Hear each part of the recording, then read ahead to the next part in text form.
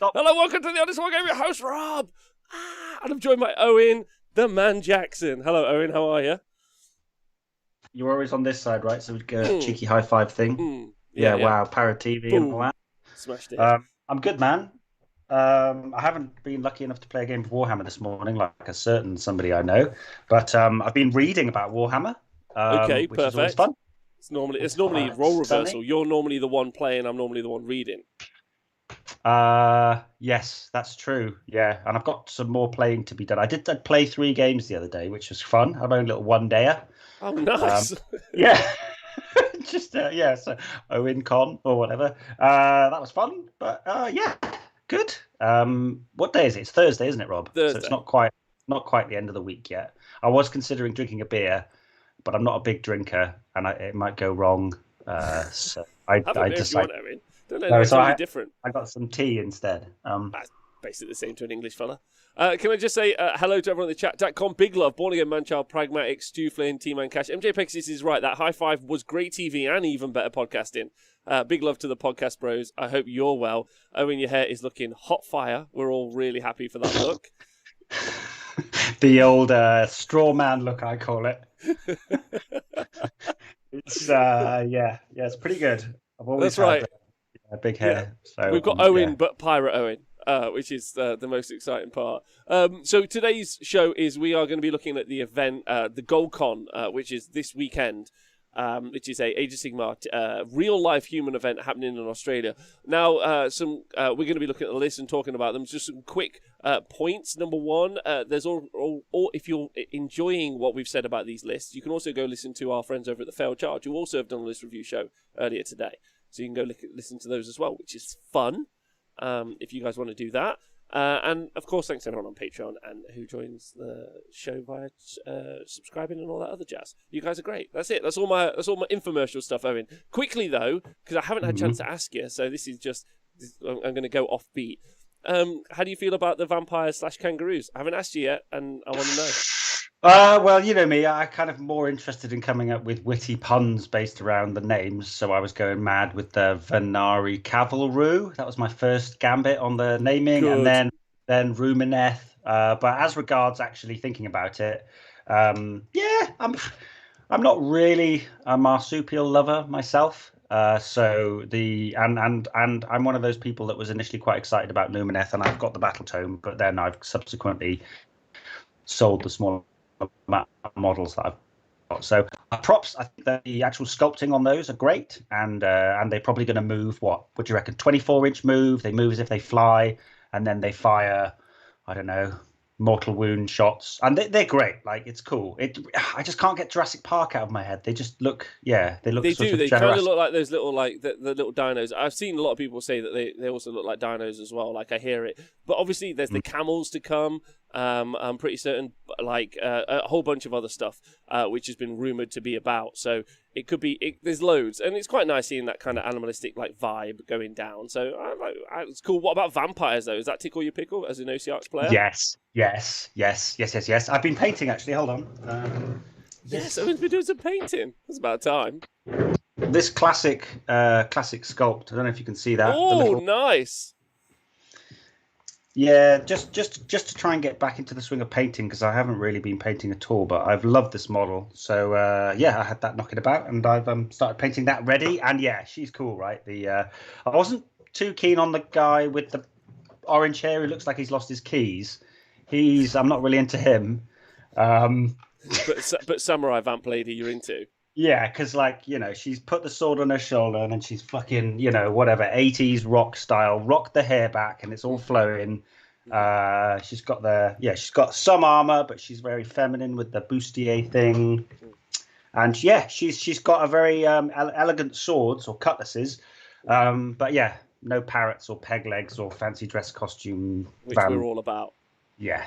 So also the thing that the thing that I saw discussed, which I think is pretty accurate, is number one, I'm happy that it's not a pirate theme. Number two, really excitedly, I think what's fun is that we're going to see I saw a tweet which I thought was really accurate, which was maybe they're just showing us, because that was only the Warcry Warband vampire, so maybe they're showing us like the kind of like mundane vamps, and then they're going to get super weird and creepy, a bit like they did with the Venari, where we ended up seeing like the Wardens, and we saw the Sentinels, and they looked very like high elf, but like kind of adapted, and then we went off piste. We ended up with the big mountain goat men, Avalonor, the Stoneheart King, and all those. And it was like, okay. And now we're seeing the Rue Riders. So maybe we're going to see the vamps like start out pretty cash, but get real gnarly as it goes on, which I'm quite excited about. But yeah, that. I'm excited for it. Anyway, I just wanted to get your vibe. But you're more vampire than Rue. Definitely. And I loved, if no one's seen it, like the Castlevania Netflix anime series. So good. Absolutely loved that. The very slender, gaunt, kind of very angular vampire vibe. I'm into that. So, and these new models seem to reflect that. But I'm also not adverse to the werewolf rumor, having some sort of generic kind of horror stuff, so like a mummies. We haven't had mummies in AOS for a while, or in Warhammer for a while, have we? Well, no, we have not. Not even any. I mean, Marathi's a yummy mummy, but that's a whole different kettle of fish that she was inside of one time. But yeah, this. Yeah, you're right. We haven't, but I'm into werewolves. Werewolves would be super sweet. I think it would be also really fun to see that. I think like armored wolves, armored bears, that sort of thing. Like, just give it to me. Give me all of it. And then, of course, if you want to make any of them pirates, make them pirates. Like anything. Yeah. All right. Hey, Pimatrols, there's excited to play Warhammer with you at the weekend. Right. So let's go. Let's talk about this Goldcon event. So, have you got some information for me about the actual event? Yeah. So it's being run by Simon Hall, player of note. He's putting on quite a few tournaments in the Queensland area. So this is in a place called Nerang in the Gold Coast, so central eastern Australia, if I'm getting that correct. Yeah, I think that's right. 52 players he's settled on, which is great. So I think he's had a drop and then a couple of last minute signees, so he's had that, but he's hovering around about that 50 person, which is great for a 2-day event. 5 games, 2,000 points. I know in his last tournament he had some he messed around and had some Anvil of the Apotheosis stuff, but I think for this pack it's just straight up regular 2,000 points. I know they like to play in a realm in Australia. They often set the realm for the tournament, and I have to admit that I haven't got that information. I don't know if it's set in a realm, but it doesn't appear that the list choices have been skewed too much towards like loads of monsters or anything like that. So, 2-day event this weekend, and you informed me that it's Australia Day. Is that right, Rob? Yeah, Australia Day this weekend. Whether or not you do or don't celebrate it, but that's traditionally. This time last year, I was already in Australia for CanCon. I think, what day are we on? Thursday. So yeah, me and the boys would have been driving up from Adelaide. Big shout out to everyone in the Hertz locker. Love you forever.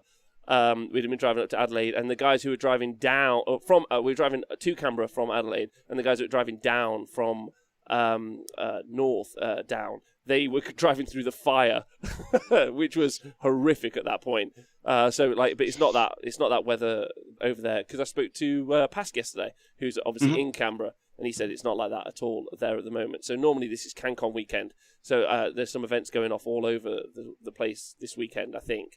Which is cool. Everyone trying to celebrate and play a bit of Warhams. A bit of a shame that obviously everyone can't get together, but one day it'll be back. So yeah. And then where is it being held? Same place as the last event? No, he's hired out his own venue. I think it may be like a hotel kind of air-conditioned conference room kind of vibe, which sounds nice and pleasant. I know that he was doing the smaller events in a place called Irresistible Force in Logan, but I think perhaps this one's just that bit bigger. A couple of guys in the chat have said that it's set in the realm of fire, so perhaps that is a throwback to just 12 months ago. Yeah, exactly. Yeah. So he is a narrative bastard after all, isn't he? He's like, it's no, not. More than W solid. It's not on fire, but it is. It is. We are playing in the realm of fire. So yeah, they're going to get Fireball, and I'm not sure what the command ability is in the realm of fire, but Anyway, So Realm of Fire, 50 players, lots of different stuff. So we've had a little look at the meta, haven't we, Rob? We have, and there's a shot on the screen which Owen's put together of the meta breakdown, which actually is genuinely very interesting when you break it apart. So there's 22 Order factions, which kind of makes sense. Chaos 16, Death 10, and then Poor Destruction down in 5. Poor Destruction, which is weird because normally in Australia, and I said this to Owen before the show, but I'll say it publicly. You Australians, you got a fucking meta. I've been covering it now for 3, nearly 4 years. Like, none of you give a shit what anyone else has got to say about army lists at all. I look at all the Nighthawk players for that. You do what you want to do, and you don't let anyone tell you different, which I love forever and always. And so, it's one of my favorite kind of events. Australian events are normally one of my favorites to look at because they normally there's a whole bunch of players that will just do whatever they want. And I think that's always really fun. So, some of it, there's a good indication about, meta lists and, stuff that will perform really well. And also, Owen, a little side note, just a question I wanted to ask you. Looking at lists for this, we talked about a couple of lists, and it's these look like lists where there's someone's collection that they've just brought, as an example. You obviously don't have to do that on TTS. So TTS is a lot more free for people to build those meta lists and design them. They don't have to build them, they don't have to paint them, they don't have to buy them. I actually always think that the building and painting is more of an issue than the buying. I think everyone's got the meta list in a box, but no one's got it on the table. Did you see the difference in that? It felt more okay, this is probably what this guy has as a collection, as opposed to versus a TTS event. Does that make sense? Yeah, I get that point. I think maybe it's meant that there's less of that spam. People are perhaps having to fill out the last 500 points of their lists with stuff that they've got. But at the same time, everything is quite well honed. If people, there's only 3 Seraphon Fangs of Sotek lists, but there are still 350 skinks split over the 3 lists. So there's been no problem with those boys and girls getting them on the table. So I think if you're motivated to get it and you want to do it, then yeah, I don't think there's a huge difference. Looking at the Deepkin lists they've brought in, the Eidolon, I suppose those weren't huge changes, were they? From pre Broken Realms Marathi, then all they're bringing in perhaps is a shark and a Leviathan, and then mixing up the weapon choices on the eels. People had Marathi. There's not really a huge amount of 20 stalkers. You might not have seen 20 stalkers before, and that's obviously been brought onto the table. But yeah, I think maybe you're right.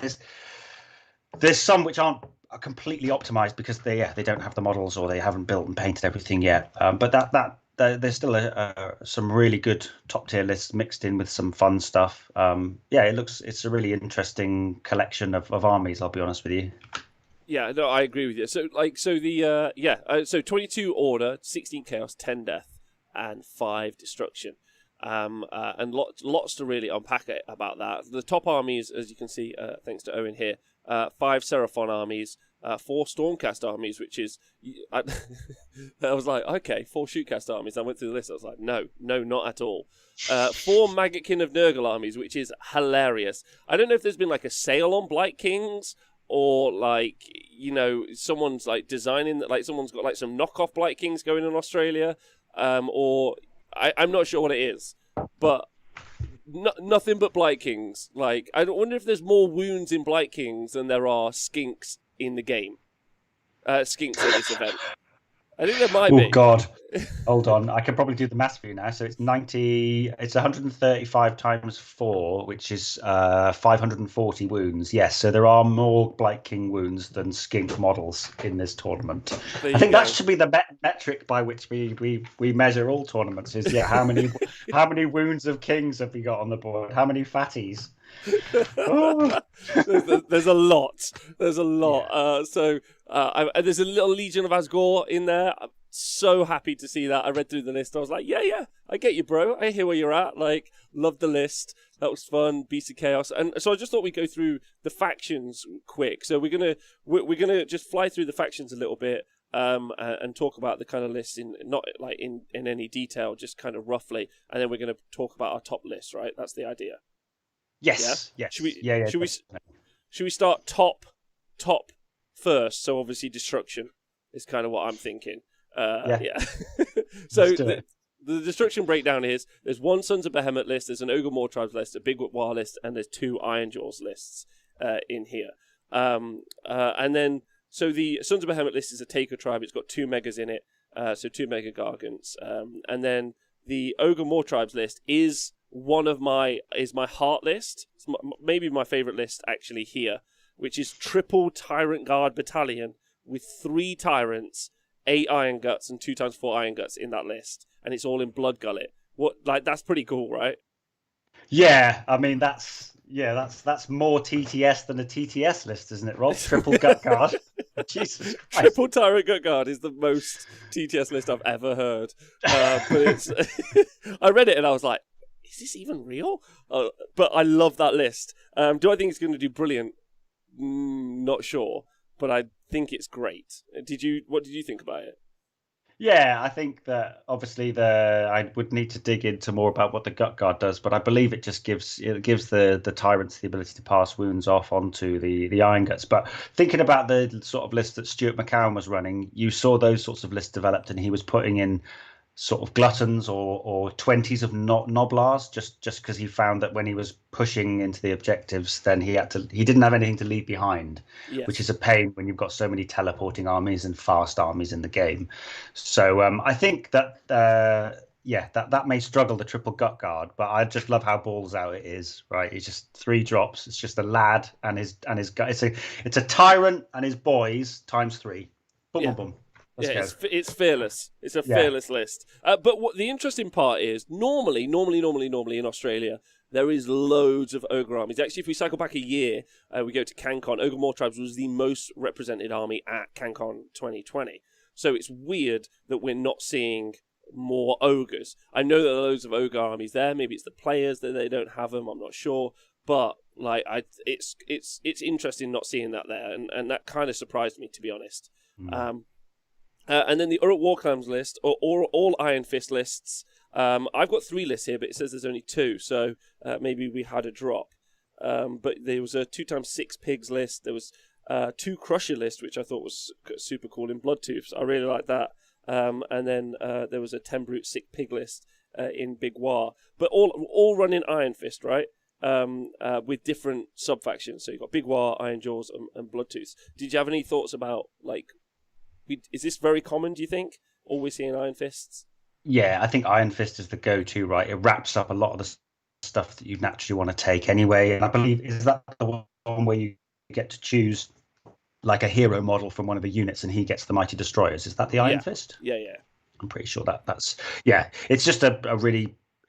when you get those battalions, because obviously I know you've had a lot of conversations about battalions recently, when you get a battalion which is like, okay, the ability's really good, I want to take these units anyway, and it lowers my drops, it's kind of like a no-brainer. So I think seeing that Iron Fist is pretty standard. But yeah, I probably like the more Crusher and the 2 6s of pigs over the double Crusher, just because I think you've just got more threats on the board then. But, I do like double Crusher though, for the smash. If you get the right matchup, the smash the screen with the impact hits is pretty fun because you get the double, right? And then you can then potentially either charge again, or you just got the pile in past the screen, which I think is a fun little mechanic if you get the opportunity to do it. But yeah, I liked it. But weird, so no Gits, not as many Ogres, only 1 Sons of Behemoth. To be fair, they've not been out that long for them to get painted up super nice, and I know everyone who's buying them is doing. I've seen nothing but glorious paint jobs. Owen, I haven't seen a single scuffed Rob Symes paint job on them. I've only seen quality paint jobs on those guys. A big shout out to Ash, who obviously has blown us all away with his paint job. But yeah, Destruction, not in the best place competitively at the minute, I guess, which is something I've said for 4 years. Maybe with the More Tribes book, maybe just the Australian community are just ogre that book. Yeah, maybe. Come on, Rob. Maybe they're just hungry for something new. Who knows? Yeah. Who knows? I'm sorry. I'm done. It's okay. I'm going to mic drop now. Just fuck off. That's it. I'm That's gone. it. That's all you need. That's all you need.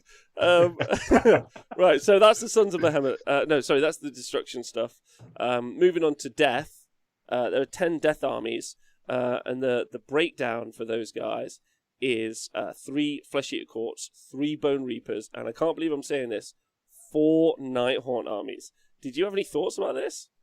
Yeah, it's just all the more tribes players. They've just gone, oh, is it more tribes or is it Nighthaunt this weekend? Yeah, ghosties. Do you know what I mean? Like, I think that kind of not wanting to take the top filth, that sort of feeling, maybe they've channeled themselves into Nighthaunt, perhaps.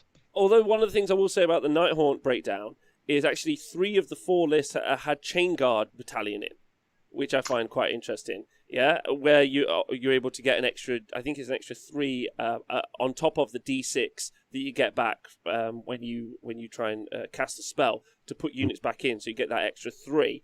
And then they kind of broke down because there was a Chain Guard and a Dolorous Guard list in the same list, and the Dolorous Guard get the extra attacks on the Hex Wraiths, and there's a 15 and a 5 in there, and I thought that was quite cool. But the one that really stood out to me, I don't know about you, but was the 9 Spirit Host list. Again, there was a Chain Guard, but it had the artifact where you could return D3 slain models.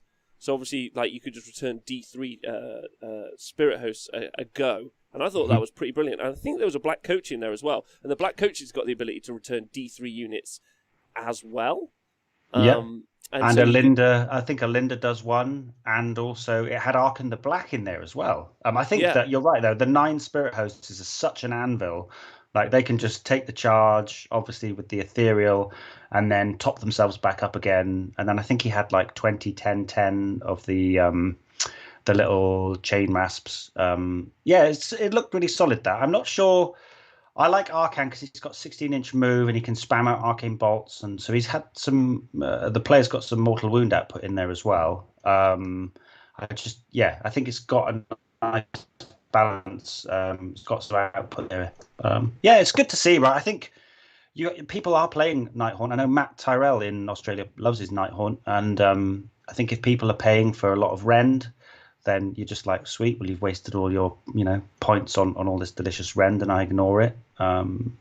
It's cool. I have to admit, Rob, I don't know the book very well. I'm not going to bollock on. Well, I think one of the key parts in there is the chain rasps. Like like being said in the chat, Mortal Realm magazine is out over there now, so everyone's got hundreds of chain rasps for very cheap, very much cheaper than they were.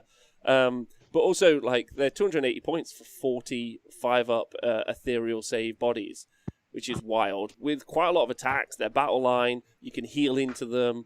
If they get the charge off, you can buff at the attacks. You can buff their movement. Like, they just don't have. Unfortunately, for like a lot of the new battle tomes, like Nighthaunt don't have. Like, they're missing 2 sets of rules. They're effectively missing an allegiance ability. They've just got a rubbish one that's like I mean, it's fun when it happens, and they're missing sub-factions, so, which is huge, right? Like, the sub-factions that you get for some of the most recent books add so much to your army, so they're missing like 2 layers of buffs. But I'm very excited to see how the Nighthaunt players do, actually, because it was quite interesting when you were watching local metas as well. Like, when I was over in Australia last year before, actually, CanCon 2019, everyone wouldn't shut up about Khorne and how good Khorne was. And I came over from England and I was just like, well, Khorne sucks. What are you talking about? They're like, nah, Khorne. And I was like, what are you guys on about? And then Khorne won the event. Like, 220 people took the event out at six games. So there's loads there. Like, when you got Khorne are brilliant, yeah. Khorne are the best. That's what we're saying. Not what I'm saying. What I'm saying is when you got a local meta. That's what I got from that whole anecdote, Rob, that you thought Khorne was shit, and then the Aussies showed you that you're wrong. You come on the internet every day and talk about Warhammer, but you just don't get it. Khorne, it's true. The best. It's true. The Aussies do show me. That's why I always look at their events, because they know what they're on about, generally. Or they're mental. It's 3 years later, I still can't decide. Do you know what you're on about, or are you mental? Maybe little column A, little column B. Yeah, I think that's... Yeah. So yeah, that was the Nighthaunt list. What did you make of the OBR lists?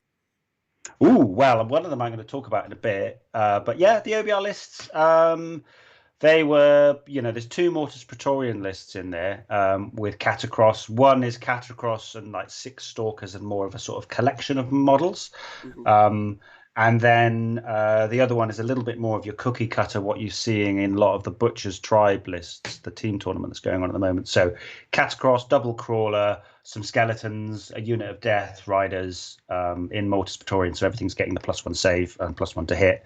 But yeah, there is quite a unique, well, I wouldn't say unique, but a very different Ossiarchs list, which is one of my picks. So we'll go into that in a bit. Okay. And then, Flesh Eaters, Rob. Did you have a little look at the Flesh Eaters? I did. There was a Smashbat in there. I don't know if you saw that.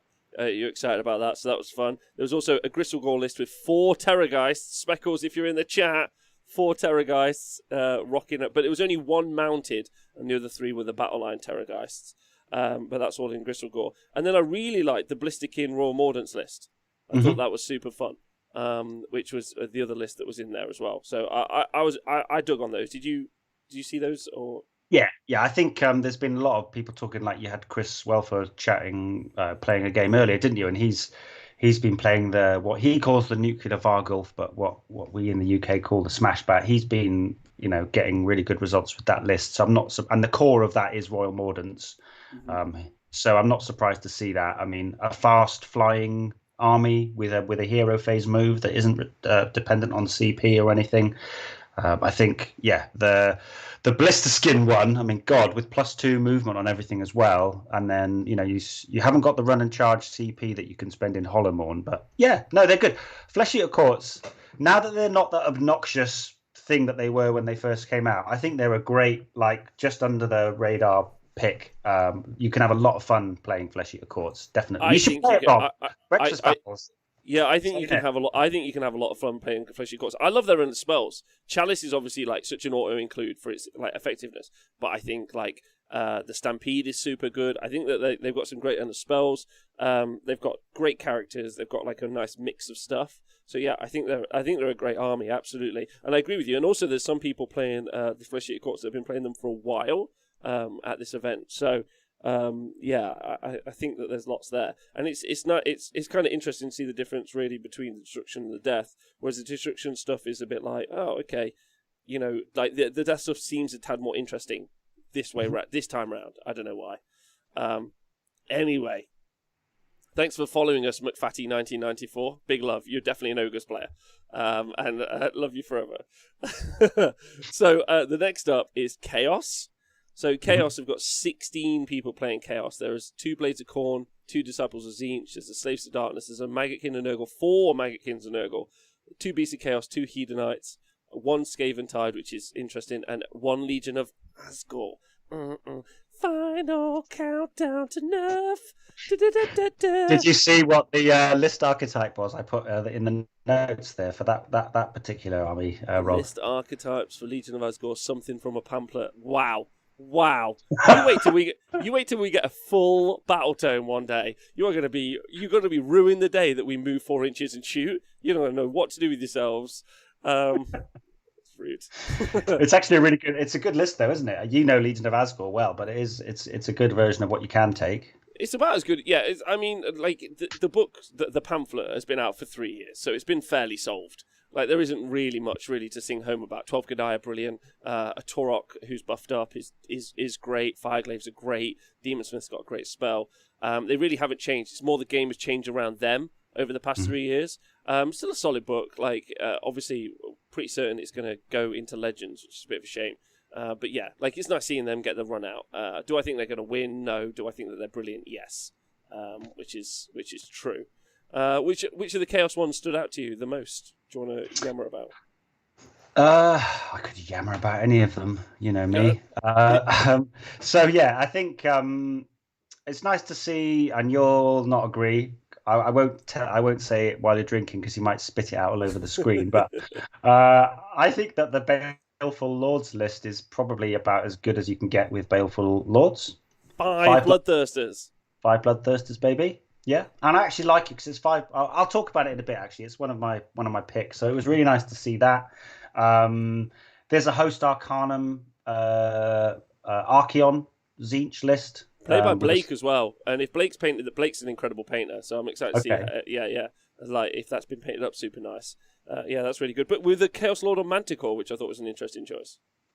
Yeah, I mean, his spell is ridiculous. So if he does come up against the 165 skink list, then if he needs to, just destiny dice that. I think it's called Winds of Chaos or something, and roll a dice for every model in the unit. 5 up does Immortal, 6s do D3.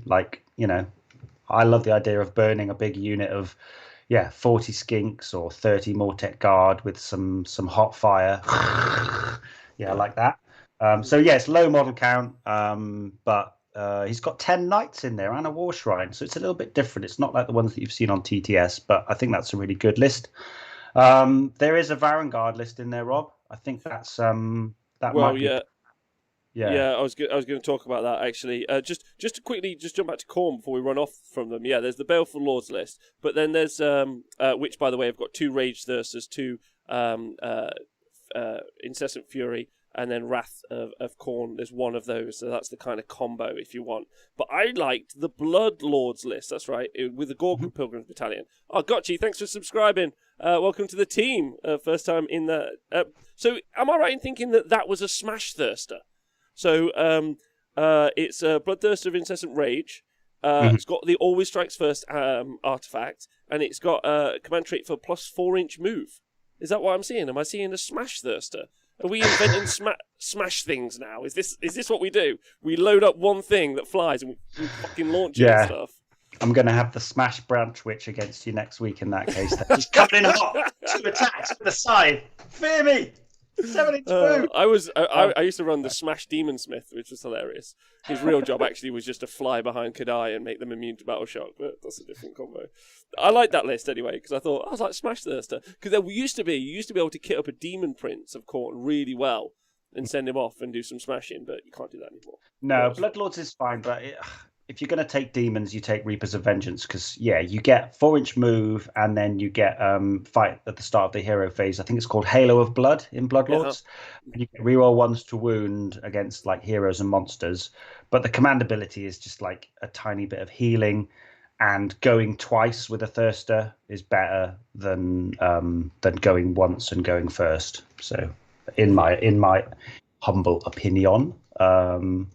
But there's some Enlightened in a Beasts of Chaos. Yeah, there's a real mix. I think it's a real sort of it shows the real variety that you get in the Chaos faction. That there's, apart from the Nurgle lists, which are all quite similar, based around the Blight Cyst and the Blight Kings.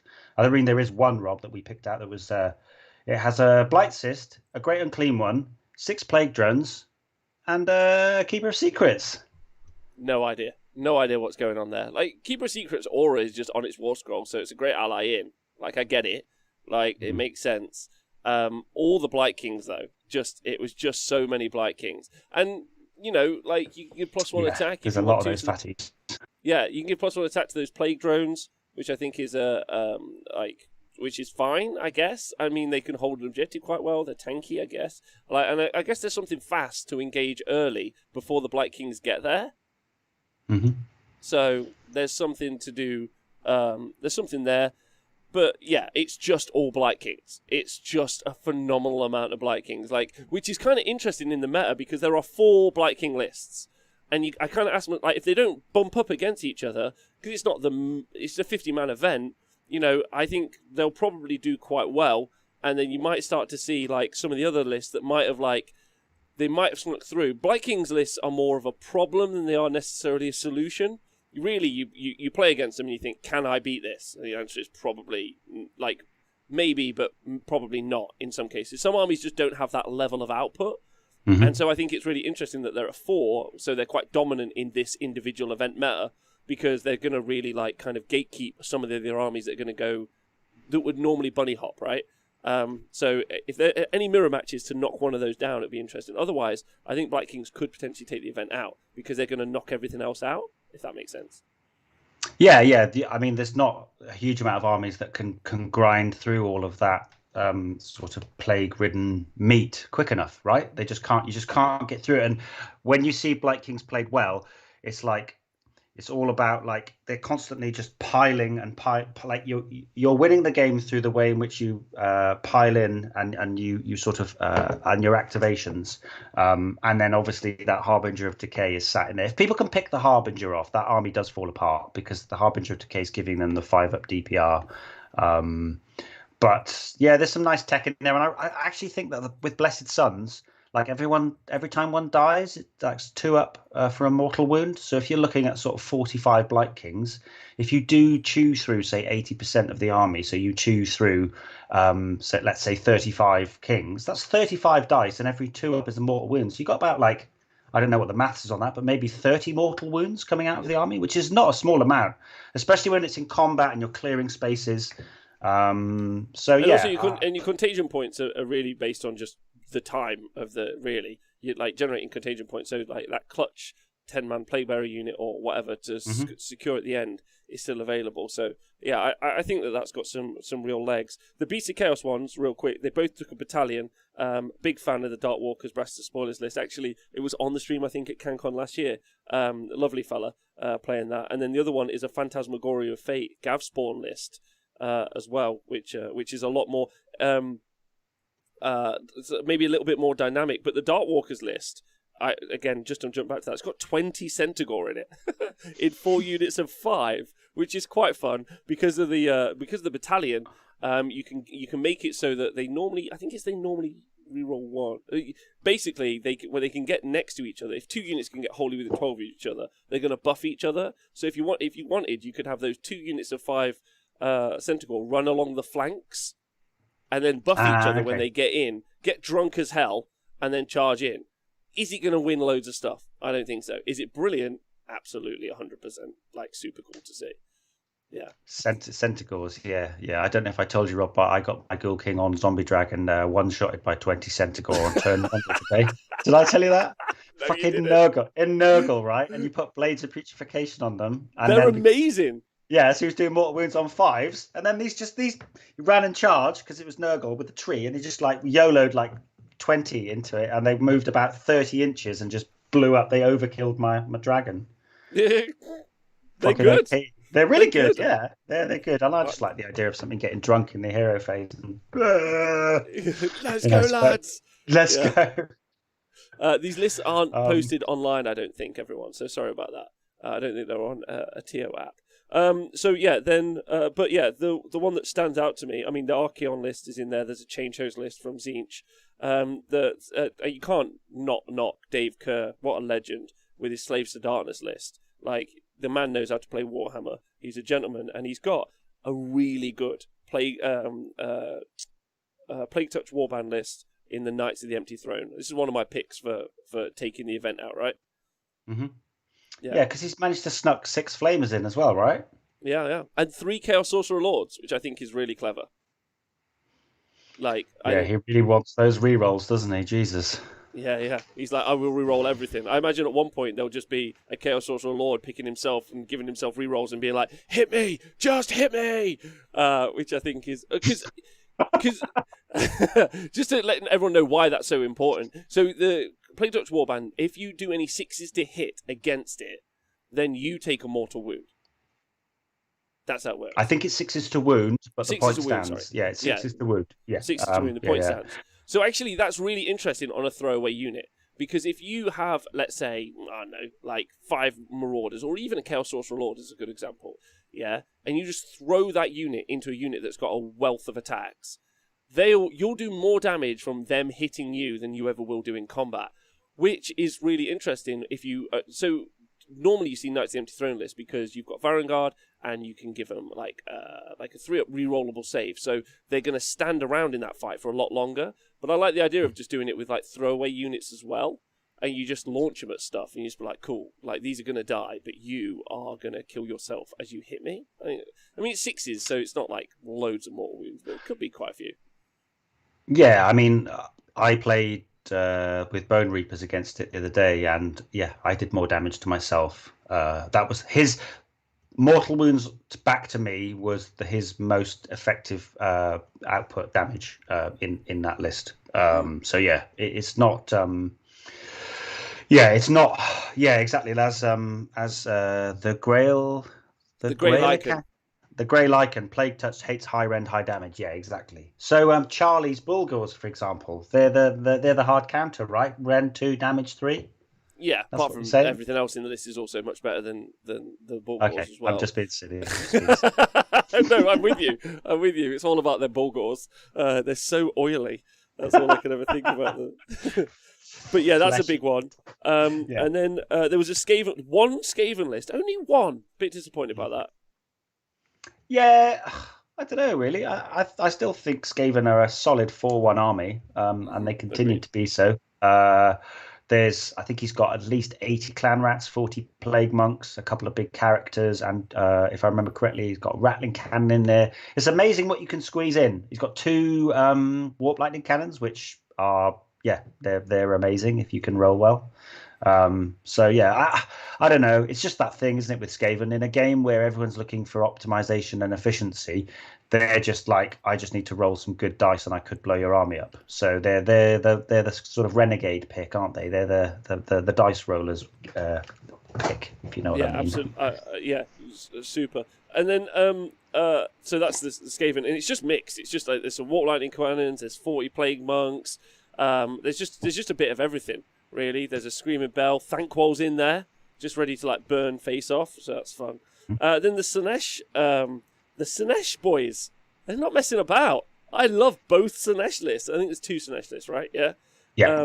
One of them is Lurid Haze with Supreme Cyberites. So the Supreme Cyberites is the battalion. Lurid Haze is the sub-faction. It's got 2 Keepers of Secrets, and it's got 2 Bladebringer Chariots in there. And it's got like a couple of other characters. I can't remember what they are. But I like that a lot. I thought that was cool. I like those chariots, definitely.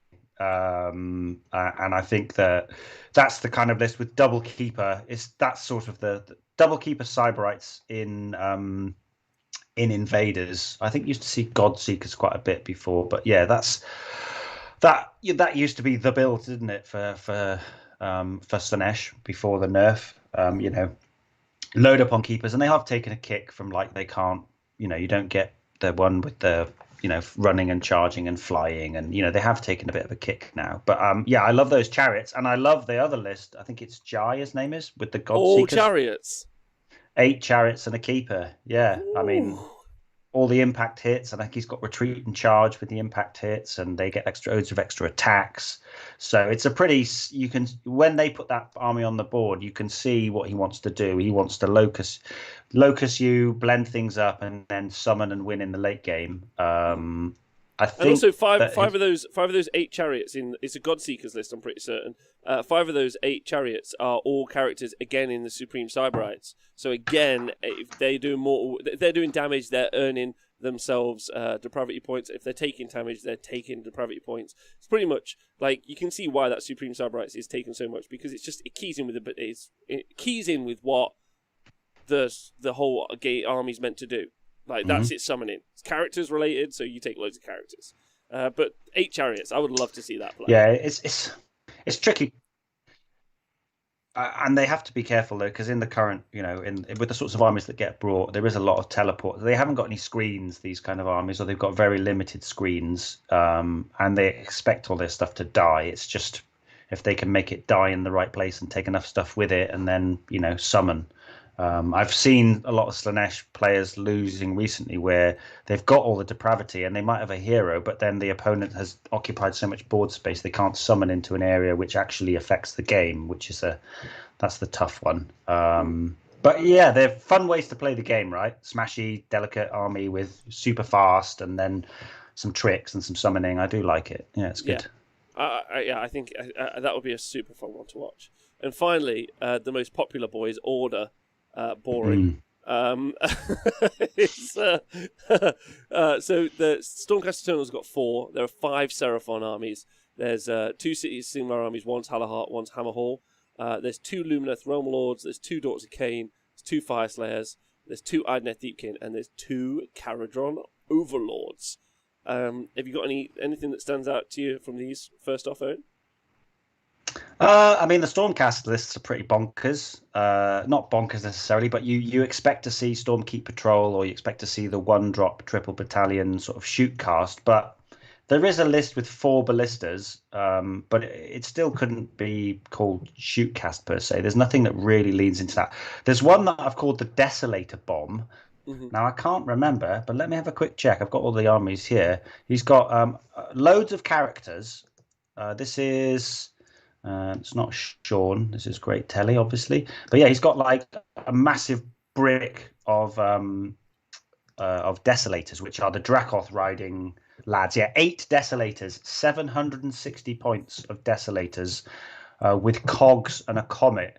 So, and then he's just got 3 units of Liberators and a little selection of heroes. He's got a Lord Arcanum on Tauralon. So Eddie McMichael is obviously a renegade, right? He's a freedom fighter. He's out there doing his own thing. Doesn't have a care in the world. Doesn't care what anyone else thinks. He's going to be like, I'm here. You're like, sweet. No idea what's happening. Yeah, I read that list and I just wrote down, no, so don't laugh at my writing, everyone. But what I wrote down was 4 question marks. That was my note. Yeah. 9 drops, loads of questions. That's exactly it. I was like, what? I do not know. I was like, I think I wrote, I took a sub tea and I said, fucking Australia. That was my thought. Do you want one of the ones I liked? I liked it's an Anvils of Heldenhammer list with the Sepaternal Cleansing Phalanx battalion. Yeah. Did you have to Google that as well? Yeah. I had to Google that one. Yeah. I had to Google the shit out of it. This is Jack Solomon's with the that Anvils left. Yeah. What did you like about that? It's pretty mad, isn't it? I just like the fact that he gives rend. So what that does is when you empower up the Sequitors, you give them rend or an additional rend. And I thought I quite liked that. I thought that was interesting because if you take the normal cleansing phalanx, you get to reroll to wound. But I quite like the idea. I don't know if they already have Rend 1, but if it takes them up to Rend 2, or if they don't have Rend, giving them Rend, I think, is actually genuinely valuable. You get Rend 2 on the Grand Staves or whatever, or the Great Maces. There, yeah. So he's got 7, which are Rend 2, damage 2 in there, with the Great Maces, which are the ones you always leave till the end, and then the regular lads are going to be just Rend 1 damage. But still, like. But then you can buff it so that it's Rend 2 and the other ones are Rend 3. No. Sorry, that would be with the buff. With the buff, I mean, Rend 2 is great. Like, I like that. Like, I think I'd take that over the especially with some of the threats that are out there. I'd like to punch through some of those problems. And I thought I like that. I was like, it's cool, and it's at least like because he obviously had the option to just go for the reroll wounds. He was like, nah, I want the Rend. So, yeah, I like that. The cities list was interesting. There's a Hammerhall list with Star Drake and 15 Sequitors. I was like, hello. And then there's a Hallerheart list with a Frostheart Phoenix, 4 wizards. I just wrote down one of them's obviously a Hurricaneum, and then 60 Phoenix Guard. So I still think that's a great list. Like 60 Phoenix Guard and a Frostheart Phoenix in Hallerheart is just horrific. They're +1 to hit because of the Hurricaneum. They're -1 to wound. They're super survivable, and then they've just got some massive magic dominance. I think that's a great list always. Yes, yeah. This is Cam McKean's list. I've been playing and having a shitload of fun with the Frostheart Phoenix in my list, which is called Living City Fun Police, because the Frostheart Phoenix is just an absolute pain. I can see now why people used to run that with Sylvaneth when they were good. Like, fucking hell, they're so good. But yeah, I think that the Frostheart giving the battle shock immunity to the blocks of Phoenix Guard, and then he's got a really good command ability, the Frostheart Phoenix. It's a bubble of reroll wounds, wholly within 12. So if you can get that block of 30 up to meet the Phoenix wherever he's operating, then you've just got this battle shock immune ball of death, which will grind through. And then, yeah, a nice Emerald Life Swarm and an Everblaze Comet thrown in. So he's got some turn 1 threat with the Everblaze Comet, just to, smash a bunker. And then, yeah, Life Swarm to bring back all those units, and it's empowered. So D6 Phoenix Guard coming back is like, if you roll the 6, that's 12 wounds back just from your 1 spell. So it's, solid. And I really like the Stormcast Wizards, I must say, Rob. fitting those into cities lists. You know, they've got a 3-up save. They've all got 4 attacks with Rend 1, D3 damage, 3s and 3s, so they can fight a bit in the late game when you need to, you know, protect your home objectives. That's really solid. Obviously, we saw Philip doing well with Hammerhall with like 70 Phoenix Guard, and yeah, this has got more magical dominance than the Hallowheart lists. Than the Hammerhall. I don't know if you even lose that. I don't know if you even lose that much moving into Hallowheart from Hammerhall, and then obviously there's the fight twice in the opponent's like territory. I get it, but like. That magical dominance, I think, is quite useful, and you'll be able to punch through some threats with some, and even the Stormish Demek, Chain Lightning coming out of the Hurricanum, but also just its shooting attack. That's a lot of mortal wounds that you can just like kick out from like one piece. It's hilarious. The Hurricanum's like, cool, I've got an amazing spell and an amazing mortal wound shooting attack. You're like, okay, what else? You're like, and everyone's +1 to hit, and you're like, you're the most amazing 280 points I could ever spend. Like, you're so good. And somehow it moves 10 inches. That is some fucking motivated horses right there, isn't it? I mean, because they're like pulling that wagon of that magical wagon, and like they can go faster, almost as fast as a wild rider with shield, who's just like a little skinny elf on the back of a deer, and they can go almost as fast as that, even though they're pulling a giant magic wagon. I don't get it, Rob. I don't get Magic would be maybe the answer. Yeah. What heroes in the Hallowheart list? I will tell you now. He has the list from top to bottom because it seems like Malky is interested. It's an Anointed on a Frostheart Phoenix. It's a Hurricanum, and then there's a Battle Mage, a Knight Incanter, and an Exorcist, followed by 2 30s of Phoenix Guard, a 10 of Free Guild Guard, Life Swarm, and Everblaze Comet. One little note, which is good on Everblaze Comet, if you put it in Living City lists, it doesn't count towards your Stormcast. If you put them in an army which has allies, so if you ally in Stormcast, it doesn't count towards the points for the allies, Rob. So effectively, you could get 500 points of allies with the Comets winning, and it doesn't count as a unit towards your maximum of like 1 in every 4. So ramble. But yeah, they're fun. I like those cities lists, and only 2, which is a bit of a surprise, isn't it? It is. I think like the whole kind of mix of stuff is genuinely a surprise. However, moving on to stuff that isn't a surprise, Seraphon. There's a Fangs of Sotek list with no Croak. Then there is a Croak with a Fangs of Sotek list.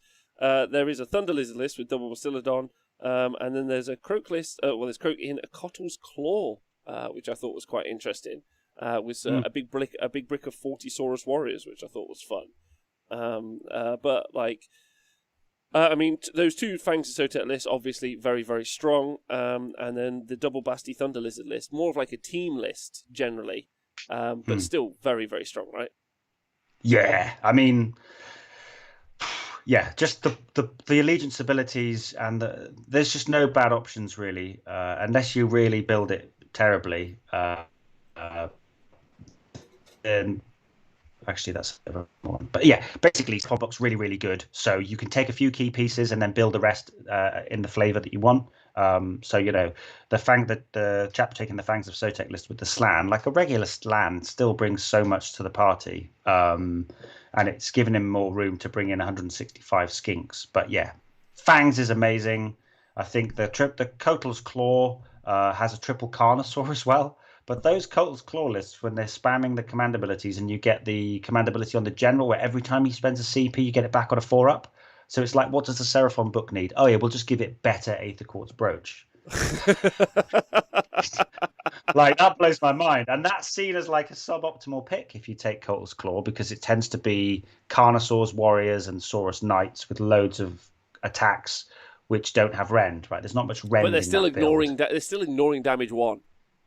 Yeah. So that big Titanic Boulder Club, baby. Damage 1. Damage 1. But actually, on average, I don't know if you know this, Owen, but on average, it actually makes the math smoother if you only give them damage 1. That's what you want with Gargants. You think, I really want like really static math output on Gargants, not swingy, hilarious fun. More on that another time. But no, all the Seraphon lists played well and with reasonable matchups will do very, very well. I think probably my pick, because it's not quite so skewed, is there's a list This would be kind of like the real cookie cutter one. Let me just see if I can find it. It's essentially 80 skinks, and then he's got some salamanders in there. So with the free teleport, you can just, buff and go. You can, and 80 skinks that get to shoot when they're charged, and then with the ability to just backboard or hide stuff and just YOLO it forward all buffed up is super strong. So let me just see if I can find that one just to read it out from top to bottom. Keep seeing Soros Warriors everywhere. That's a strange one.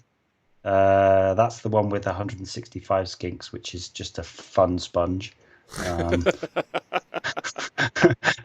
Sorry. It's true though. He's right. He's not wrong, everyone. It is a fun sponge. Yeah. Here we go. But this is like, the one, they're trying to take out the event, right? Like, yeah, totally. I'm like, fuck, man. Like, if I had the models, I would take this. Maybe not, but yeah. So yeah, this is the one. This is a chap called Nick Cambridge. I would say, this is peak Seraphon right here. So it's a Lord Croak with Stellar Tempest, an Astrolith Bearer with the Serpent God Dagger, a Skink Priest with who's Master of the Star Rituals, another Skink Priest, a Skink Star Priest, and another Skink Star Priest. So he's got the redundancy on all the buff pieces there. And then he's got 40 skinks, 5 Saurus Guards, 2x2 Salamander Hunting Packs, Baled Wind Vortex, and Bound Geminids, and 1970. So a nice Triumph bid in there as well. So yeah, I think you wouldn't be surprised to see that go 4-1 or take out the event. Yeah. It's one of the top picks for taking the event out. So talking about some stuff that's kind of interesting, DOK, obviously with the Morathi book, there's 2 Daughters of Cain lists, and interestingly, neither of them have gone Hagnar. Both of them are Calibron, which I find quite interesting. One of them's got 30 Morathi, 30 Sisters of Slaughter, and the other one has gone for a big brick of 20 Bloodstalkers, and it's got 2 units of 9 Shadowstalkers in there as well. You've been looking at these like a Calibron teleporting lists, Owen. You got any vibes on this? Well, this one of the lists is exactly, we talked about it another time. It's Corey Papp with the Calibron, the Mirror Dance Morathi one. So there's and it's got Laushon in there as well. So he's got a hell of amount of hero phase maneuvering and swapping and trickery, more than I actually. I would love to just take that list apart, because he's basically got the Cainite Shadowstalkers for a teleport. He's got Mirror Dance to swap 2 heroes. He's got Laushon. He's got a hero phase. The trick is that he's got 20 stalkers that can hero phase shoot, and then they can shoot in the shooting phase as well. Yeah. So you're talking about 80 shots with mortal wounds on 6s. He's got natural, or the Calibron lists in general have natural -1 to hit against shooting, which is great into the meta.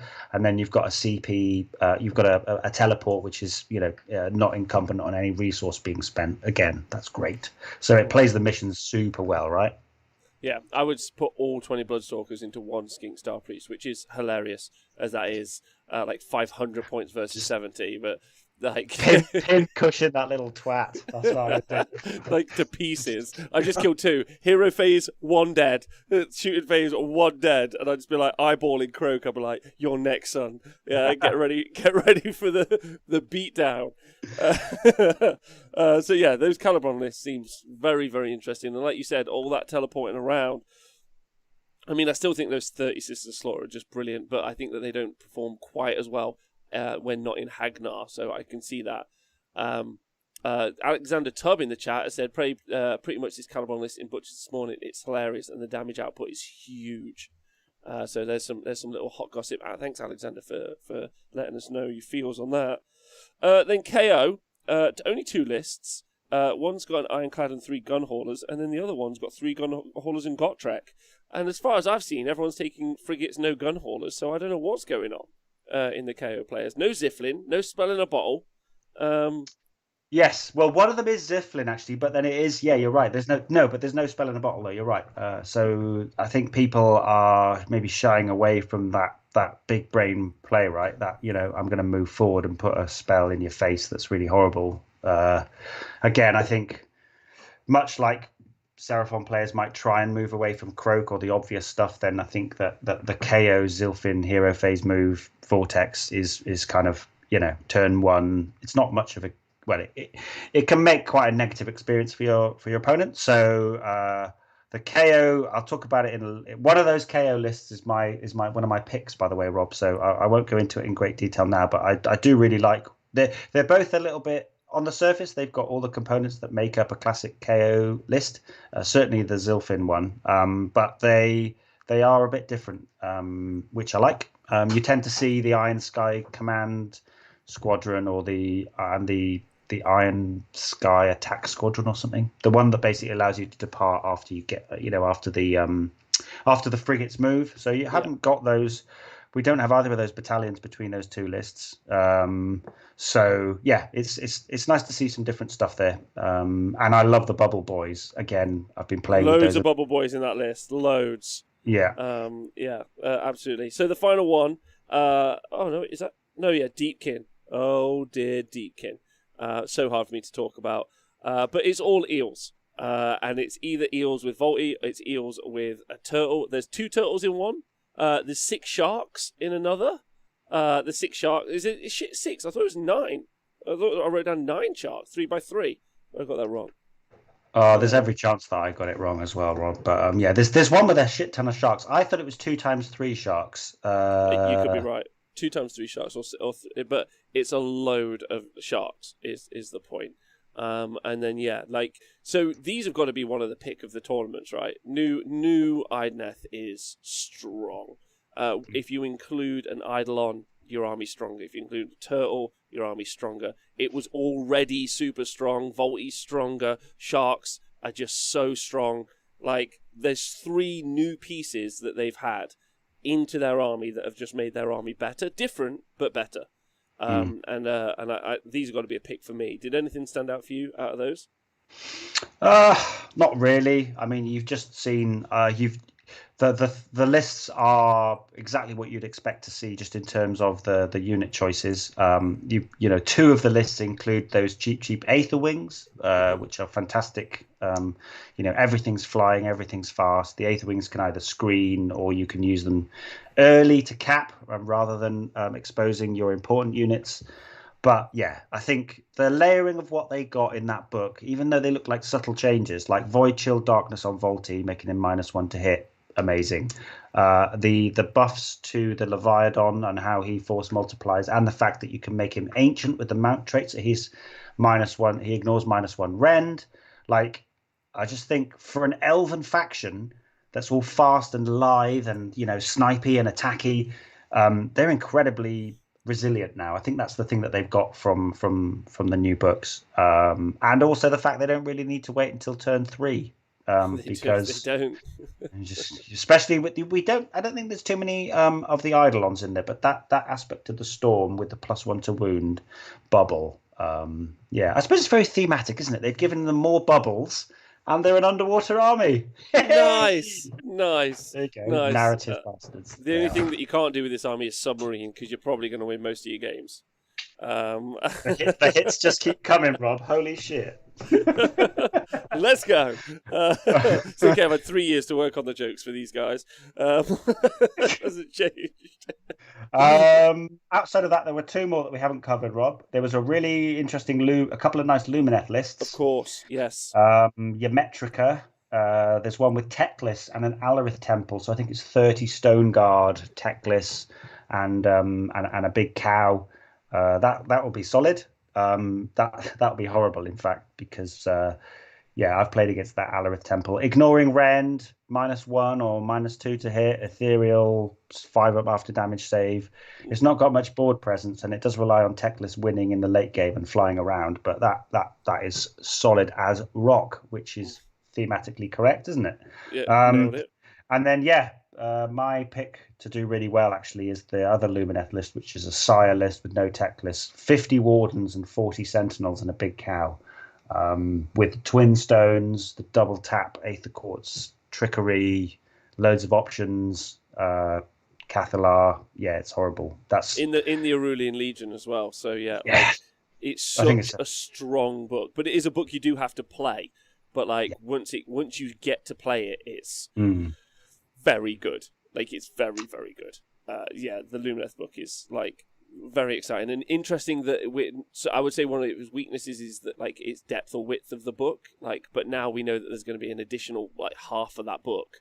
We're going to see like Lumineth are going to be right up there in my opinion. And because they've got so many overlapping buffs, and also they're an army that's really hard to understand if you don't play it. Picking out their synergies, like understand like how you can go wrong, I think is yeah. I love that one. It's a great one. Okay, so like head, heart, and wild card. I think that's where we're at now, right?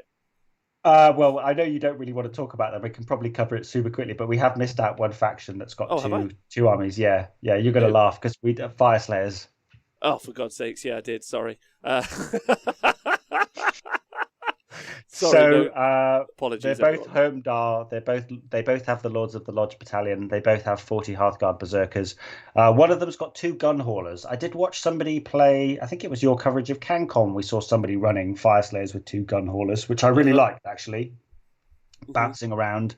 But yeah, I didn't even write them down in my notes.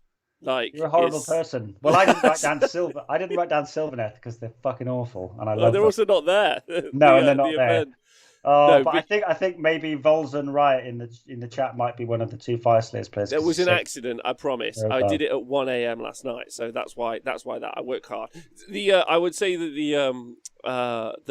it's going to be interesting watching this 40 Hearthguard Berserker go into the Blight Kings, but let me just say that both players deserve each other. That's all I can say. Yeah. What will be less interesting is what I heard the other day, which is the 40 Hearthguard Berserkers with broad axes went into a unit of 6 unrendable eels, and they activated twice and killed 1 eel. I really like it when a shark flies over and goes, movement 4, and also you can't do anything now. No paladin for you. And you're like, sweet. But if anything, no, there's no positives to the shark net. There's no positives, but maybe Fire Slayers not being there is my only joy. Okay, we should qualify that because people do love the army and they love the models and stuff, and it's just the fact that for a long time you face Fire Slayers and they're not a particularly dynamic army to play against, and if you're a combat army and you can't pick out the heroes and they hide behind their firewall, they just fucking walk through you. And maybe that's where a little bit of the negativity around the Fire Stairs comes from, right, Rob? We're not kind of like, we don't just hate on the ginger. No, they're super strong. Like, they're also like a really viable army in the game. Like, that's a really point. And the way that they play is fairly obnoxious, but like in a good way for them. They're just ginger and naked. They're like, hit me, and then you hit them, and they're like, ha ha ha, I win. Like, that's how they work, right? But I hit you twice. Yeah, it's pretty great. There's nothing else in the game that goes first and goes twice anymore, is there? You know, no. They nerfed Gristle Gore. They kind of, took some of the toys off Slanesh, but it's those ginger muscle boys.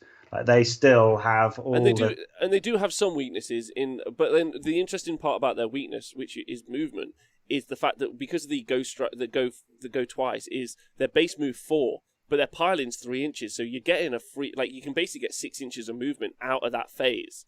And it can be in your opponent's phase and your phase, and their output's phenomenal and their defense is phenomenal.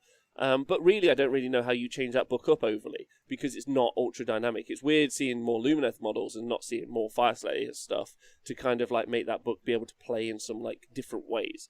And as Korn has pointed out, Coloru's playing Fire Slayer is 100% anti-fun. You just cannot win. Yeah, and like, even Big War or Iron Jaws or some of these armies that want to fight, like they're the best fighting faction in the game, Fire Slayers. Like, and other fighting factions just like, oh, sad face. So that's where that comes from. So Owen makes a good point. But yeah, I hear you. So head, heart, and hands. Also, they look awful. That's just a personal feeling. I'm just gonna say it, personal.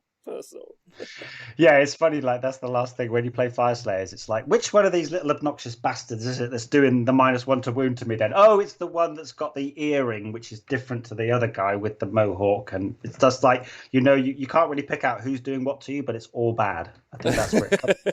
That's kind of like, there's no, yeah. So yes, you're right. What we're going to do, we were going to do head, heart, and wild card or something. Head, heart, and wild card, yeah. So I've talked enough. What's What should we do? What do you want to start with? The wild card, the head, or the heart? It's your show, brother. I'm gonna go for heart. Okay. Straight off, because you guys know me. I'm emotive as a person, and it's gonna have to be triple Tyrant Guard. Like, it has to be. Like, I'm really in for Centaurs as well. I want you to know this was actually a real hard pick for me.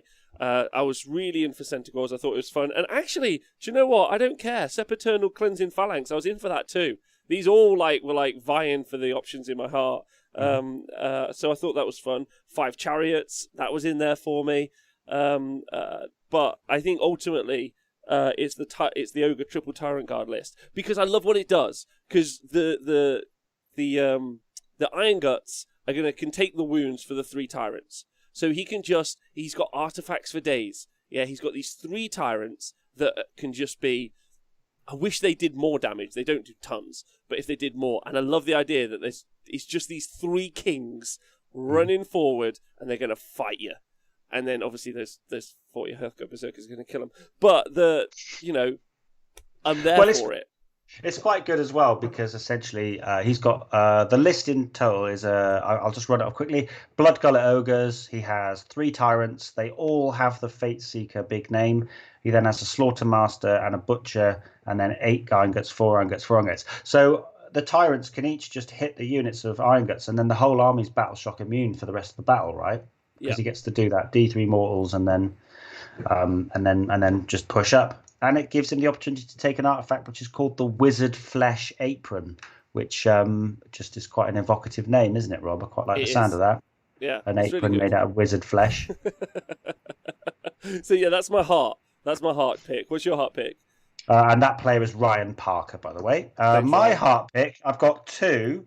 I was going to go for the Khorne, the 5 Bloodthirsters, but I thought that we might fall out a little bit. But that army is. Let me just make sure that I give that person the props they deserve. Yes, this is Adam Norris. He has Baleful Lords, so they can all run and charge. He's got 2 Smash Boys, 2 Boom Boys, 2 Insensate Rage, 2 Unfettered Fury, a Wrath of Khorne, a Blood Secretor with the Banner of Blood, so a wholly within 12-inch bubble of reroll charges, which is good. And then he's still got room for 30 Bloodletters, 10 Reavers, and a CP. So, throw it all forward, blow stuff up, make Blood Tithe, summon, win the game, easy life. I like that. But I can't believe I'm doing it, Rob. My heart pick, the thing that stole it, fucking Caradron Overlords. I don't know who I am anymore. 2021. Because it's awesome. It's awesome. His name is Tim McDivitt, and it's effectively an Engine Master with a dirigible suit who's got the Grudge Hammer, which is cool. It does extra +1 to hit and extra damage. A Navigator, Gotrek. Maybe I'm just channeling my Darren Watson here, Rob. I don't know. But he's got Gotrek, and then he's got 3x3 Sky Wardens and 5x3 Endrin Riggers and 3 Gun Haulers. So he hasn't got the big obnoxious boats. He's playing Barak Thring, so he gets to choose units at the start of the game, and you get reroll 1s to hit against them. Everything that's in combat, when it dies, on a 4-up, it gets to fight every model. So those Aethermetic Saws, they do a lot of work, right? Yeah. And then once per game, I like this, basically once per game, he can pick anything, but it's going to be Gotrek. And it gives him exploding 6s. So 6s explode into D6 mortal wounds, and 6s explode into 2 hits. Wow. So line it all up, pop it off at the right time, and Gotrek goes supersonic. So because he gets the Dwarden key, because he's got the Dwarden keyword, he could be chosen because he gets the Barak Thring, so he can be chosen for that ability to pop off. So and the gun haulers can bounce around, taking riggers with them. He's got the sky hook, so the riggers are +1 to charge. So he obviously just wants to get stuff in combat and blow it all up, which is a very different. I like the kind of like the cinematic view in my head. It's basically some boats land, right, and then Gotrek turns around and is like, "Get in the sky, lads! I'll handle them," and they literally fly off, and it's one man with an axe, and then just some boats flying around, like carpet bombing. It's great. No, I can completely understand that. Whose list is that again? This is a chap called his name is Tim McDivitt, but he's put his name down. I like it. I like the list even more. T McD. So that's T McD. T McD rocking the Barak Thring. T He's my McD boy. definitely was in an 80s rap band at some point. Okay, so those are our hearts, our heads. So this is something that we think is going to take the event out. And I mean, you can't not look at like Fangs of Sotek or Idneth. I think they're in there as well. They're very, very scary. But I'm going to throw it out. I'll go first if you don't mind. I'm going to throw it out to the Knights of the Empty Throne Dave Kerr list with Plague Touch and the Triple Sorcerer.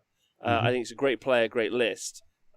Is the combination there? Not that there isn't other great ones. There was some. I was actually quite in for the Ballistic Royal Mordant's Flesh Eater Courts list. Actually, I thought that there was some play there. Some outside pick, some 9 Spirit Hosts. I mean, Uruk Warclans are also always decent, and there's something in there. There's a Change Host, and we know how good that is. There's an Archeon in Hosts. We know how good that is. There's loads of really good things to pick from. The Lumineth, super strong as well. And I mean, even the Hullahart Frosty list is terrifying. The only thing I can think is why I like that so much at the minute. Maybe it's because I've been conversing about it a lot right now. Is I do like the fact that it's a list that does what it wants to do, and if you do what you want to do, which is fight, very much like the conversation we were just having about Fire Slayers, they hit you, they suffer. And that's the only. It's a great advantage, I think. And then there's all the other tech that's in there as well. You've got a rerollable save army, basically. You've got 3 spells coming out from the book. I like that list. Should I read it out in? I've got it in front of me, Rob. If you want, I could just rattle through it. Yeah, sure. It's Knights of the Empty Throne Vanguard. He's gone for the 6. You sometimes see the 9. They've got the 6-inch pylon and you can't retreat from them. Then he's got a Chaos Lord with the Plate of Perfect Protection. So I think that's he ignores -1 rend. 2 Chaos Sorcerer Lords, 20 Marauders, 5 Warriors, 5 Warriors, 2 9s of Untamed Beasts. So he's got a nice bit of alpha protection.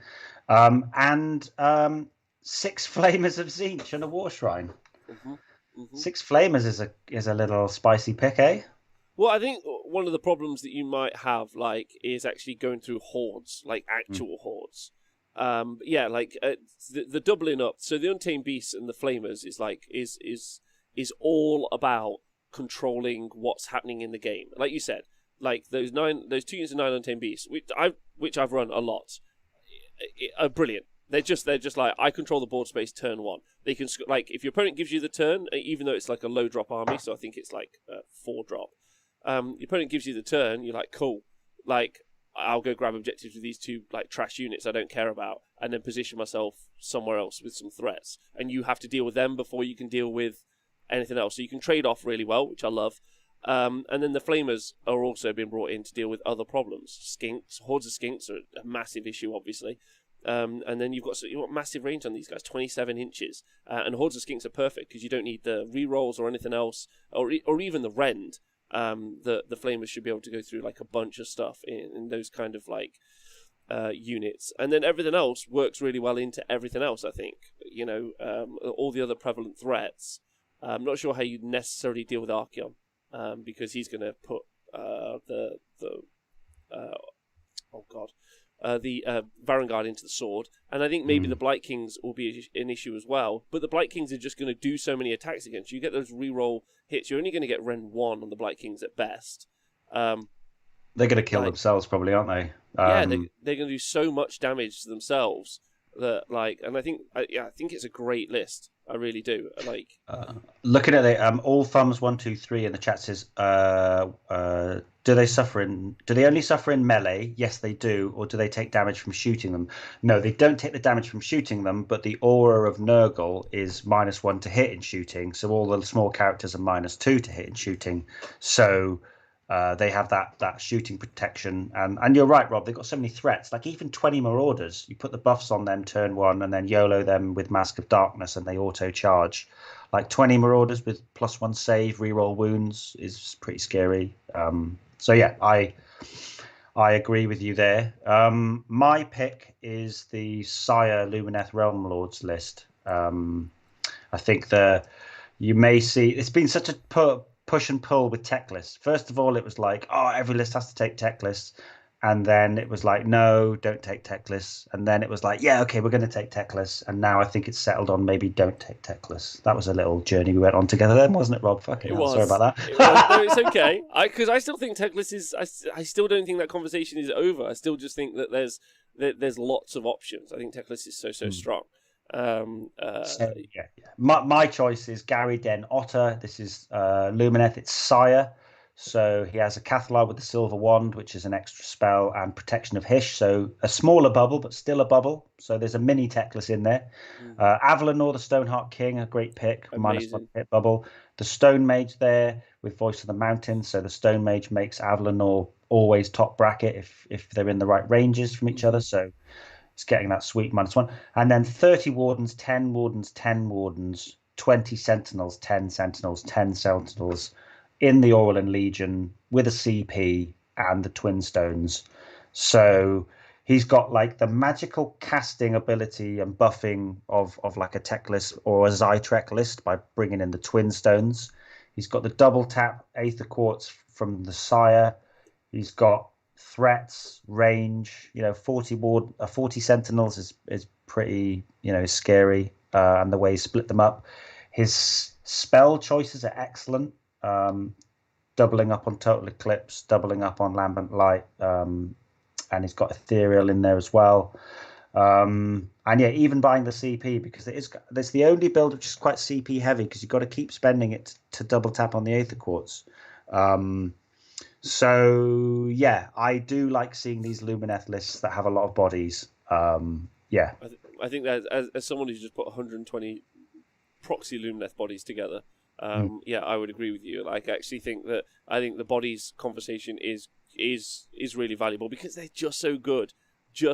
I like that Arulian Legion battalion. Oh my god, it's just flawless. Like, and then you can just bury everything in there, or you can go. And I love the inclusion of Avalanor as well, like with the Stone Mage, because you come up and you go into any hero missions, you're like, cool, like this guy slaps. Yeah, he's just like, gonna fucking stand there, beat his chest, and go, "Come on, then, lads! I'm gonna get you with my laser eye, and while you come towards me." Yeah, really, really good. And I think actually when we do get back to games, we're going to see like even like mid tables, those guys are going to tear up people that are using the Goat Mountain Men. So yeah, that's a great pick. It's a great pick. Completely vibe on that. So what would you say is your wildcard pick? Wildcard pick, something I've never seen before, and I actually think that this could do quite well, is one of the Ossiarch Bone Reapers lists. This is a gentleman called... This is Michael Thompson. First time I've ever seen anyone not take a Legion. So he's got no sub-faction. So no Mortis Praetorians, no Petrifex. He's got a Liege Cavalos has taken Immortal Ruler, which is going to give it a 5-up death save rather than a 6-up. So that's a nice. And then Helm of the Ordained is a sick pick. I think if you've taken a battalion in Bone Reapers and you're running a Liege, then have a look at the Helm, because it's effectively saving you so much RDP, because it's a big bubble, wholly within 12, just +1 to hit. So if you're running crawlers, they negate Lookout Sir. If you're running skeletons, then it gives them hit on 2s. It's just solid. So yeah, he's got a Liege Cavalos, he has a Mortis and Bone Shaper, and then he has Arkan the Black. So Arkan's obviously got access to the whole spell lore. And then he's eschewed the normal thing of taking a couple of catapults and some Death Riders. He's just gone Skelly heavy.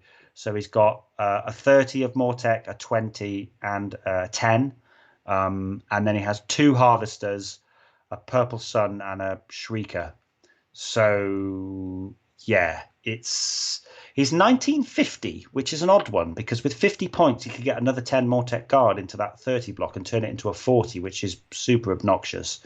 But it's got a kind of stealthy amount of regen, this one, Rob, because you've got 3 wounds coming back from the Shaper. You've got 3 wounds into, I believe it's 3 units from Arkan.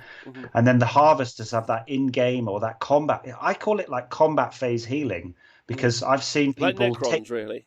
Yeah, you're taking precisely, Rob. You're taking the casualties from near the Harvester and then growing them. So I've seen that swarmy Legions of Nagash style play, like you'd see Tony Moore playing, where the regen is what's winning him the game by creeping onto objectives and zoning the board out, and or even dragging things into combat. Like there's like I don't know, you can't actually technically drag things in, but you can block stuff in and do other stuff.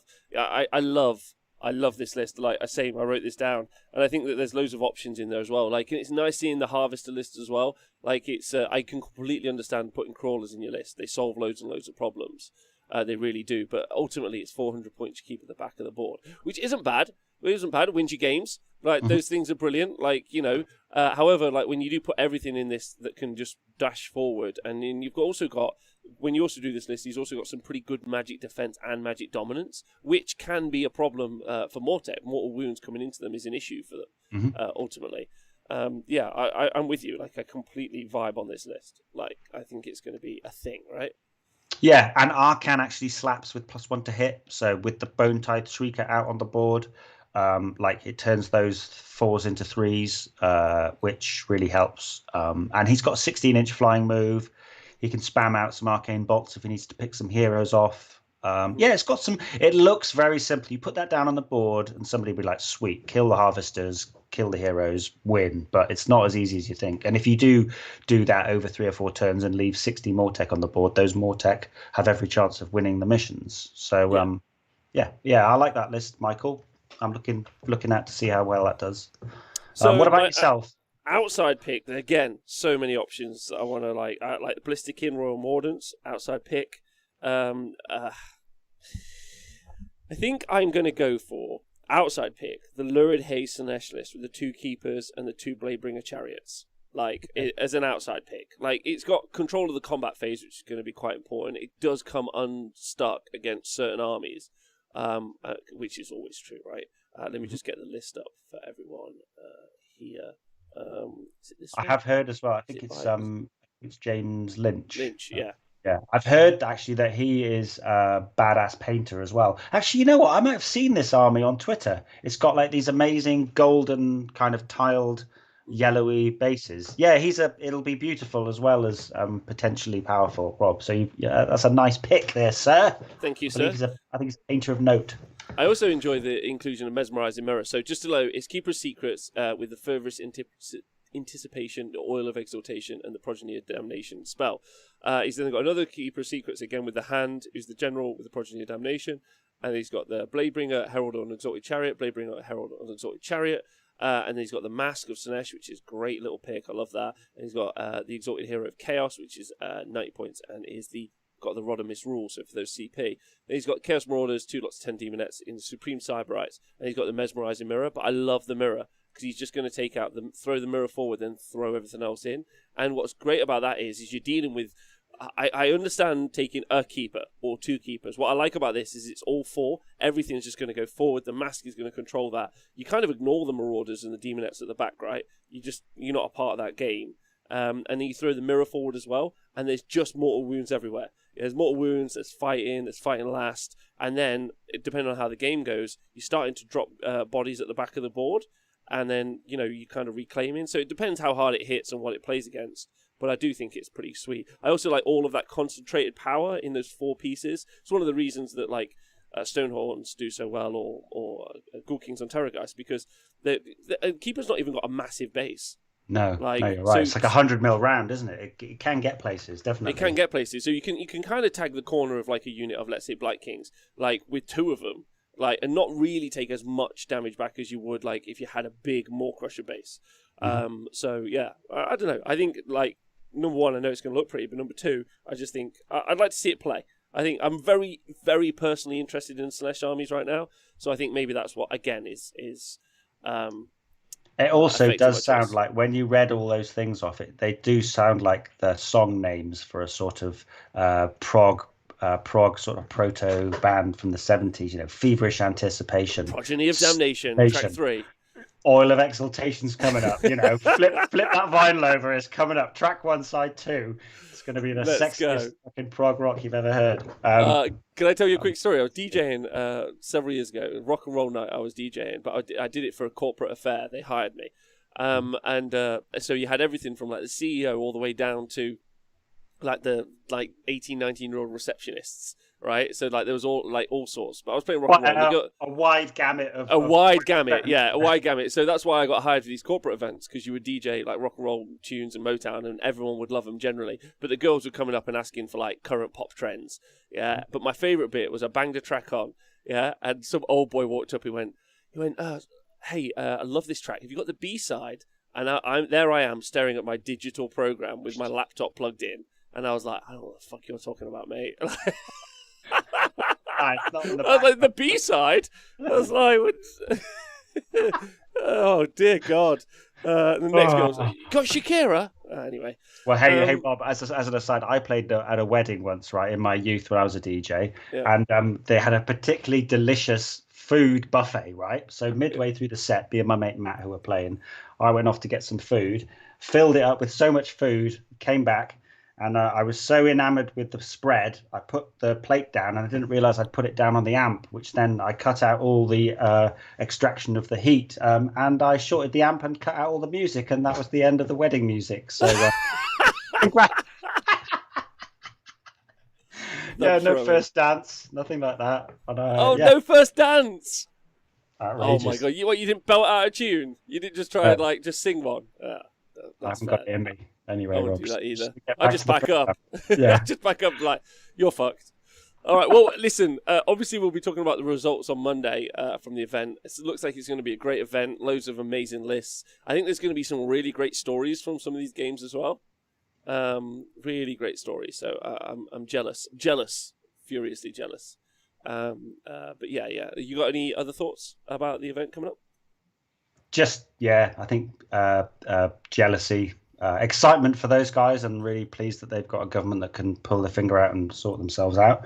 But yeah, I think TTS is great. I'm having a wicked time over on TTS. But then when you think about playing with your pals at an event and all meeting up and looking at painted models, and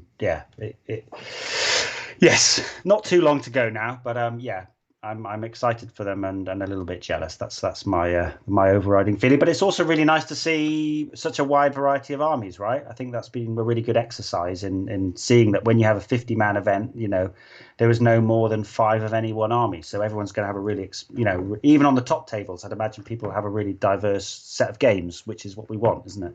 Yeah, absolutely, absolutely. I think that's really important as well, and it does kind of like tie into the meta a little bit as well. I think the game at the top end is fairly healthy. There's a lot of like armies that can do well, and there's some strengths in there. And really, if you just doubled the event size, you just end up with more. You would end up with more Seraphon, Tzeentch, Lumineth lists. You would just like more Blight Kings. You just end up with more of them, but ultimately, like that's still like 6 or 7 kind of across the spread at the top, which is interesting. And that's good. That's good. It's nice seeing that. I think some things obviously could do with like a little bit of a fix-up or a move around. Like we said, there's 2 Seraphon lists which are considered suboptimal non-Fangs lists, and they're still probably right in there with a chance of taking the whole event out. So, anyway, Owen, it's been a pleasure as always today. Yeah, man, I've really enjoyed it as ever. Just a nice chat between a couple of lads talking Warhammer, right? Couple of bros, just loving Warhams. Absolutely. And then don't forget, you guys who are listening, there's a TTS event that Owen's organising on the 5th and 6th of February. We're getting closer and closer, Rob. 6th and 7th. Oh my God, one day I'm going to smash it. 6th and 7th, but we're going to be doing the live streaming from that as well, so expect another list kind of review at some point in the future. And also, like, if you guys are hosting events somewhere in the world, or you want to, me and Owen love to hear about it, just get in touch. Like, drop us a message and say hi. Like, we're like really in for that. Like events and what's going on is really my jam. I love playing Warhammer myself, but like I can't play all the games that I want to play. Like, but I can watch everyone else play most of the games I want to play. So get in touch, please do. And are you still taking sign-ups for the TTS event, Owen?